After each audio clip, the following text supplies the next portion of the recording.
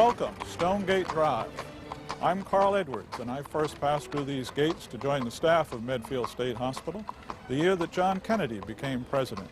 But for decades before, and through a centuries-long tradition, the passage has always marked a transition to a unique and important world apart. Religious abbeys originated the concepts of refuge and sanctuary for the distressed and disturbed, inspiring the first public welfare institutions. America combined that tradition with the scale and optimism of the Industrial Revolution to create brick asylums amid bucolic splendor, ushering in the first great era of American psychiatry. Founded on the belief that work and routine would build the body and shape the mind, it returned the majority of those entrusted to its care to permanent, productive lives.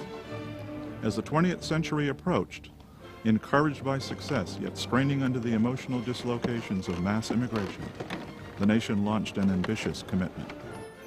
One center of its focus was Castle Hill, north of Medfield, Massachusetts.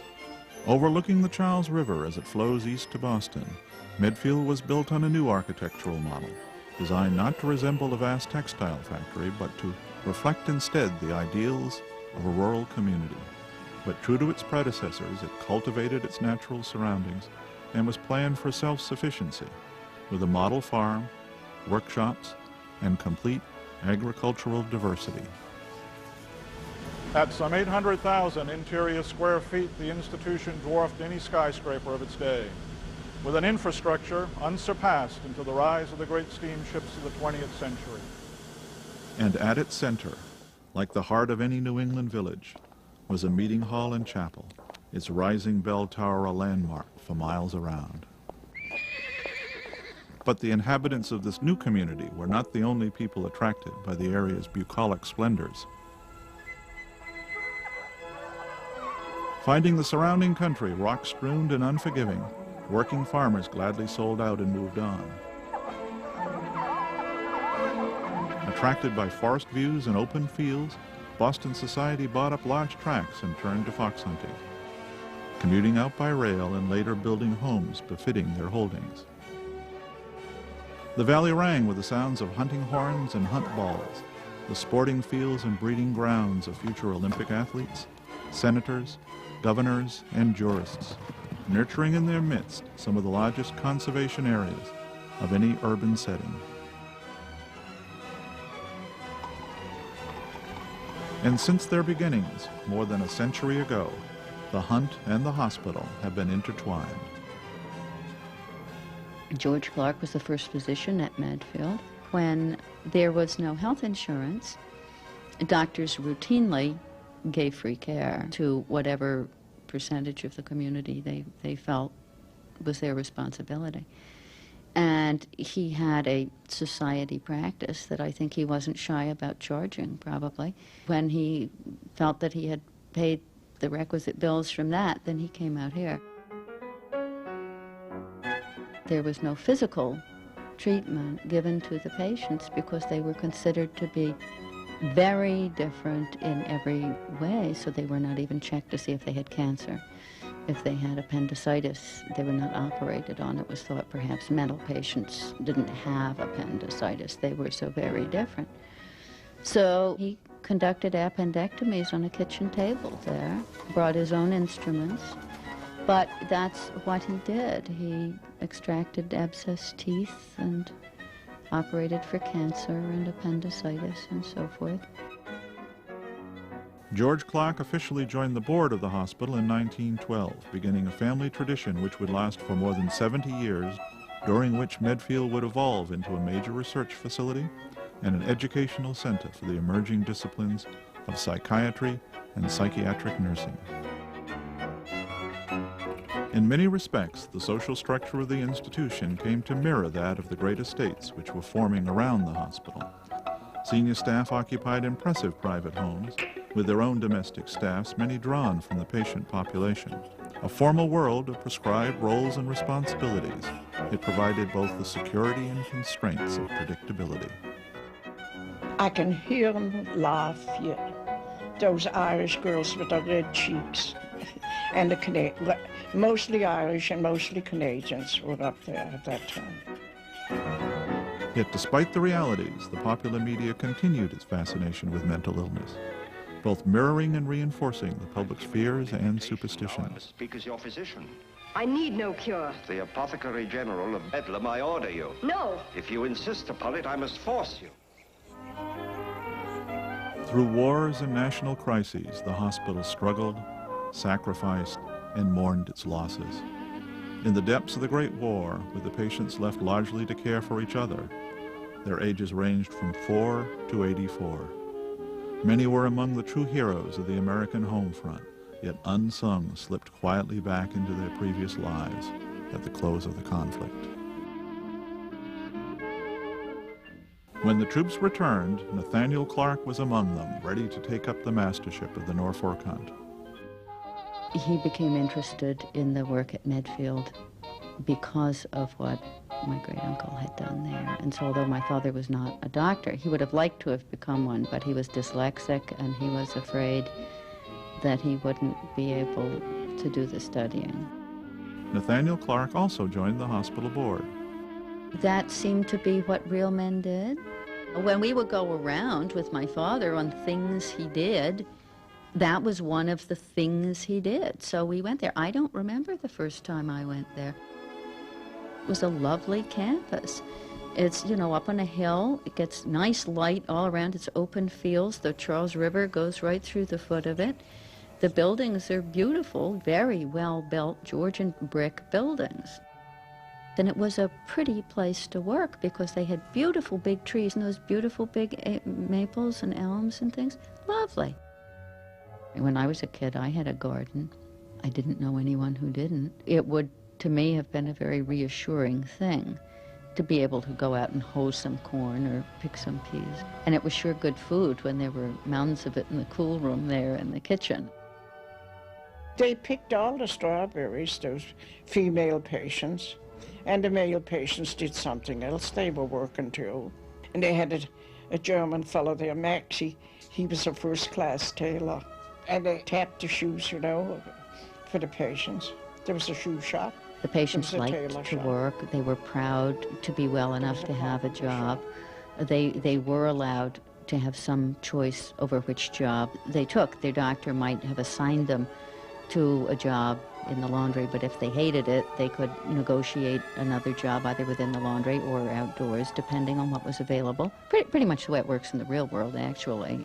The staff had to work. Most of the people they knew had to work. It was not a controversial stand in any way that if patients were able to work, they should. Of all of her experiences on the campus, as a visitor and later as a volunteer, Cornelia Clark found her direct contact with the patients to be the most memorable. It taught me a lot about human dignity because they really had it in a way that we had been taught that maybe they wouldn't because they were not able to compete in the ways that we are told we must compete. Perhaps the best surviving film record of psychiatry's most dynamic and turbulent years won 6 Academy Award nominations for its account of an institution on the threshold of turmoil and of one woman's recovery with the help of a compassionate and supportive clinician. Where are you going, Margaret?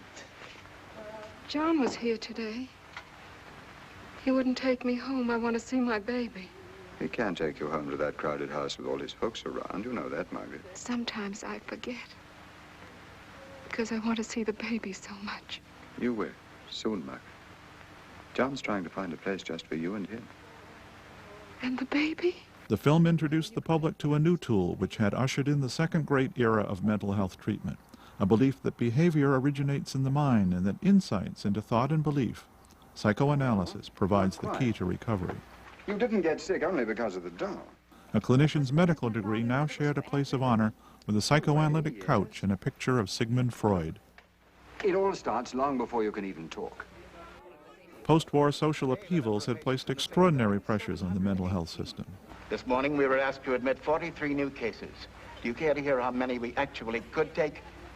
16. This in turn forced clinicians to consider more direct physical interventions in the hope of reversing a descent before its point of no return. We don't have enough beds or sheets. We haven't got enough of anything but patience.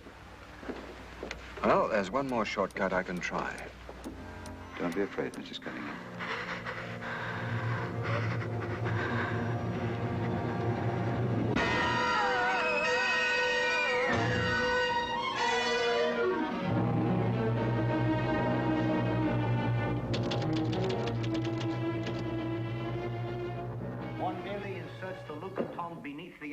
Other treatments were to prove even more invasive and controversial. The prefrontal lobe. In plain language, my ice pick technique severs the nerves that deliver emotional energy to ideas. Along with the cure comes a loss of affect, a kind of emotional flattening with diminished creativity and imagination.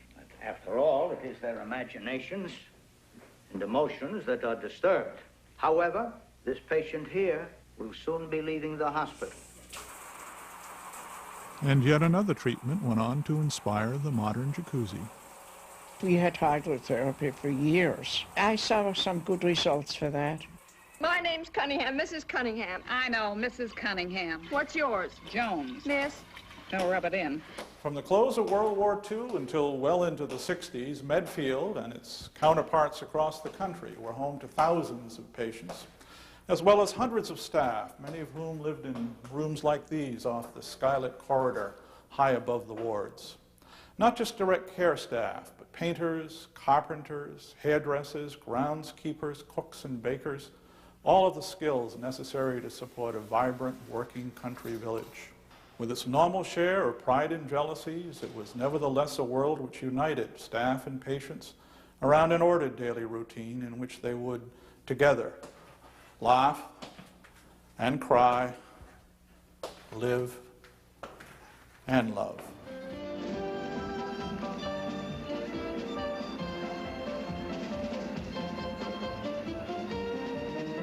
This was a community whose experiences were based in the most fundamental of human emotions, actions, and hopes.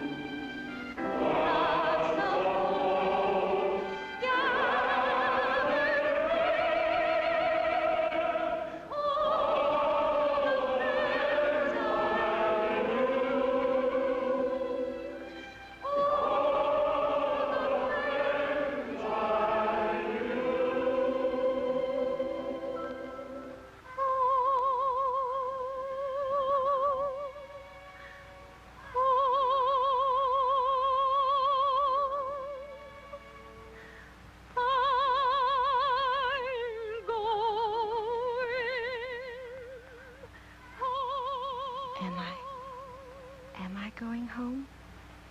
But the psychiatric population continued to climb until it accounted for more hospital beds than all physical illnesses combined. Then, in the early 1950s, a drug developed as an antihistamine was accidentally discovered to reduce psychotic symptoms, triggering the third great era of psychiatric theory, in which biology would be considered the driving force behind both the mind and the body. And here's one of the nation's top tunes. As a matter of fact, it's #1 on your hit parade. This view dramatically altered the public's perception of mental illness. What's the matter with me? Is it a brain tumor? You've had a nervous breakdown. Nervous breakdown? That doesn't sound so bad, does it? Just takes time, that's all. What else does it do to you besides take time? It's like any sickness, darling. Dr. Kick will make you well again. Across the nation, funds were appropriated for new buildings. Built to be easily seen by the passing public and designed to resemble general medical hospitals, they would quickly relegate original campuses to the status of back wards. Medfield's new flagship structure was appropriately dedicated to George Clark. Upon her father's death, Cornelia Clark was appointed to the hospital board. I would not have been thought to be qualified for the board just by my interest in the hospital and my experience working with the patients, but I had worked in the Senate one summer when I was at college, and I did know how the process worked. She also succeeded her father as master of the hunt. The hunt was a group in the community that was glad the hospital was there and wasn't afraid to go there. And the patients liked to come out and watch the hunt come through. And I don't know, frankly, who thought who was crazier, given what people wear to go hunting. But the golden age of residential care was fast fading, and the spotlight passing to deinstitutionalization. The shiny new toy was the community mental health centers. They were going to use every resource to keep you from being hospitalized. It might have been less expensive to put them in the hospital for a little while, get their medication stabilized, sort things out. But they didn't do that. They kept them there on more of an outpatient, so that meant that the other people in the family needed social workers. This country has always been good. When it had a plan and it knew what it was doing, it just loves to solve problems. So it funds things, everybody gets all excited, and it really does a very good job. But what impresses me more than that is when there have been these really uncertain times, and all the people are all quarreling and arguing and lobbying and getting very upset and disgruntled. And in the meantime, the most extraordinary numbers of very kind, sensible people keep their heads, show up for work every day, and do what has to be done. And these people did learn how to make a space for themselves in the world. And it was a darn good space by the time all was said and done. Then you better start swimming or you'll sink like a stone, or the times they are a-changing. Even before the major drug discoveries, psychiatry had sparked an optimism that went well beyond mental illness, to behavior itself. Top government officials and even members of the Supreme Court were in psychoanalysis. In 1954, a federal judge, in the case of a common housebreaker, created a new standard which would profoundly alter the relationship between law and psychiatry. Rather than asking whether the defendant had the capacity to distinguish right from wrong, it considered instead the possibility that the defendant's conduct was a product of mental disease or defect. Applying that criteria, Monty Durham was sent not to prison, but to a psychiatric institution. This new irresistible impulse test was heralded as an enlightened step toward the application of psychotherapy to offender rehabilitation and ultimately to public safety. It also opened a very wide door. Since all behavior is arguably a product of some aspect of personality, and there's no bright line which separates those impulsive acts which may or may not be irresistible. While the mentally ill had always been underrepresented among violent criminals, with mental status raised by only a fraction of 1% of all defendants, by the 1960s, with the application of the Durham standard, that number had risen to 25%. But while many of these defendants would have spent at best brief prison sentences, psychiatric commitments are typically of indefinite duration. 68 days, buddy. 68 days. A decade later, Jack Nicholson would bring the paradox of that reality to the screen in the role of a petty criminal transferred from a county work farm to a state hospital. Yeah, where am I at, Washington? With us, baby. You with us. And you're gonna stay with us until we let you go.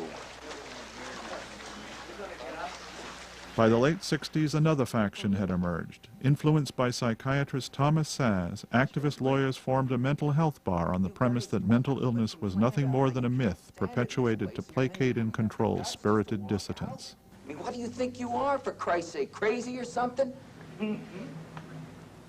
Well, you're not. You're not. You're no crazier than the average asshole out walking around on the streets, and that's it. The film won all 5 top Oscars for its stark portrait of the potential abuses of psychiatry as social control, and in the process turned deinstitutionalization into a stampede which would swamp the fledgling community mental health movement's ability to respond. But the sun had already set on the American Abbey as a self-sustaining community. In 1973, a federal suit brought on behalf of a patient who washed the dishes in his Ohio hospital brought patient labor under the minimum wage law, thus pricing self-sufficiency out of the competitive marketplace. It was reassuring to them to do work that they knew how to do, and I thought it was a real pity to deprive them of the ability to do that. And I know that if it were me, I would have gotten better more easily if I had had that kind of work, and I wouldn't have felt that I had lost so much by being sent to this place and taken away from everything I knew, including things I knew how to do. So I thought it was very much a wrong thing to do, but it was a politically correct thing to do. But the critics' real target was not simply patient work, but the residential model itself, starting with the number of hospitalized patients. And we got it down to 250 or something. They were telling us we could get it down to 125. Then came the announcement. DMH was going to close Medfield. You want me to go back to my parents? And the Durham Standard, which set this all in motion? Why do you think I split in the first place? There ain't nothing there. Robert De Niro in Taxi Driver attempts to reform a juvenile prostitute played by Jodie Foster. Did you ever hear of women's lib? What do you mean, women's lib? In a plot that would become the blueprint for an American tragedy, he plans to assassinate a leading politician to gain Foster's attention.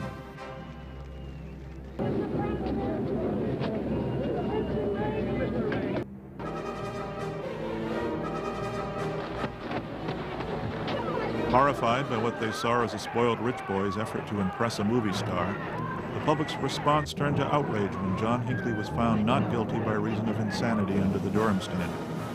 In reaction to the outcry, Congress restored the insanity defense laws to their historic roots. But courtrooms like this one, in which John Salvey was tried for the shooting deaths of Brookline abortion workers, will continue to play a role in the unfolding story of mental illness. If we are to accept the lessons of history and adopt the libertarian view that psychiatry is an inappropriate tool of social control, we must likewise accept that people must be accountable for their actions. And while reasonable experts may differ in their views on the appropriate role of mental illness as a dispensation for criminal responsibility, our care and custody of people who violate fundamental norms of conduct must be open to the full light of public scrutiny and ultimately responsive to community standards, a role which our society entrusts to juries composed of the defendant's peers.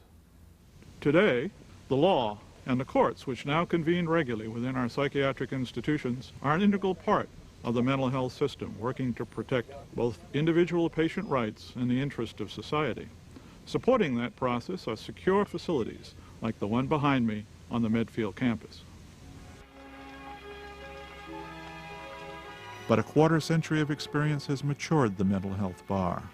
Lawyers today not only recognize the reality of mental illness, but understand it as a reflection of intertwined habits, beliefs, and biology. Like knots of tangled string which must be unraveled by clinicians who can neither see nor feel their infinite diversity.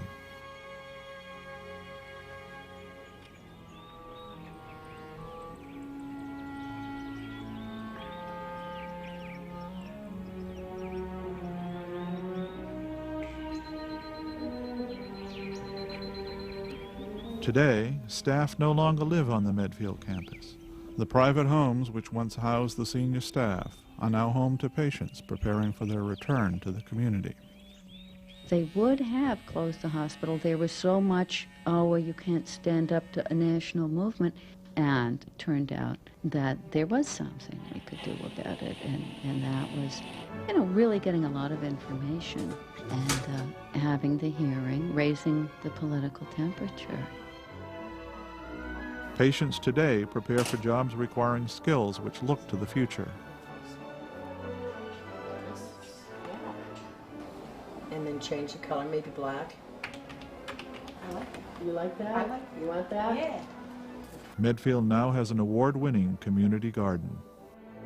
People drove for some distance to make their views known. The hearing room was absolutely packed. They were sitting on windowsills. It was the community in that room. It really was a very lively demonstration from so much of the whole catchment area. And it turned out they were accurate. People need the care. Recently, a group of women gathered at the hospital to make a centennial quilt. People like to blame the legislators. They did care. They didn't know what to do. The only time when there would be trouble was when you'd get the theories, you know, with the eddies and the cross currents. The mental health professions will always be in search of direction, but can look to the past for guidance as we confront new challenges like gene therapy. The road ahead will always touch upon the three great eras which have defined this hospital and the history of American mental health. Work and the habits which strengthen the body and shape the mind, biology and an increasingly sophisticated array of medications and treatments. And while new, short-term cognitive and behavioral approaches are replacing classic psychoanalysis, there is still an essential human component to all therapeutic interactions, which retains, as its cornerstones, compassion, support, and understanding. If the great institutions of the 19th century symbolize nothing else today, they are a reminder of America's historic commitment of resources to assuring that the needs of its most vulnerable citizens will not be ignored. While the direction of that commitment will continue to evolve as society itself matures with experience, the breadth and depth of its dedication has never and must never diminish.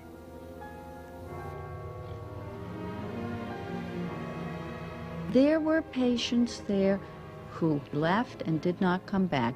They married, they raised children, they had jobs, and that was done under the residential model. And I know who they were because they were my age. They were children of my parents' friends. We saw them before they went in. We saw them after they came in.